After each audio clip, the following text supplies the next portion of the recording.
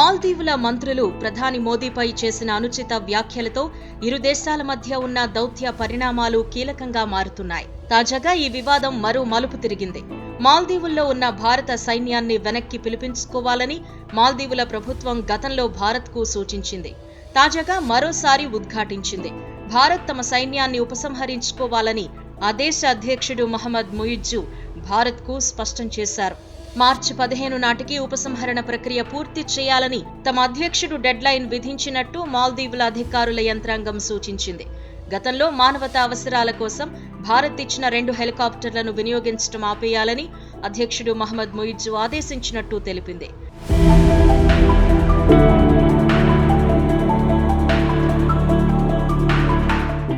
ఇంతకు ముందున్న మాల్దీవుల ప్రభుత్వ అభ్యర్థన మేరకు భారత్ తన సైనిక సిబ్బందిని అక్కడకు పంపించింది.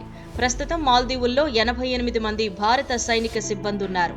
సముద్రయాన భద్రత, విపత్తు నిర్వహణలో మాల్దీవుల ప్రభుత్వానికి వారు సహాయ సహకారాలు అందిస్తున్నారు. ఈ నేపథ్యంలో గతేడాది జరిగిన ఎన్నికల్లో భారత్ అనుకూల ప్రభుత్వం గద్దెదిగి చైనా అనుకూల మహమ్మద్ ముయిజ్జు అధికార పగ్గాలు చేపట్టారు. ఆ తర్వాత చైనా అండతో ఆ దేశానికి అనుకూలంగా వ్యాఖ్యలు చేస్తూ వచ్చారు. ఈ నేపథ్యంలో ఆయన భారత్ తన సైన్యాన్ని ఉపసంహరించుకోవాలని ప్రతిపాదించారు.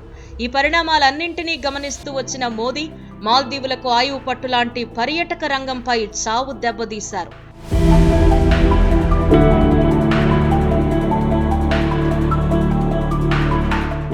ప్రధాని లక్షద్వీప్ పర్యటన తరువాత భారత్ మాల్దీవుల దౌత్య వివాదం తీవ్ర రూపం దాల్చింది. మాల్దీవులు వద్దని, లక్షద్వీప్ ముద్దని పెద్ద ఎత్తున చర్చ నడిచింది.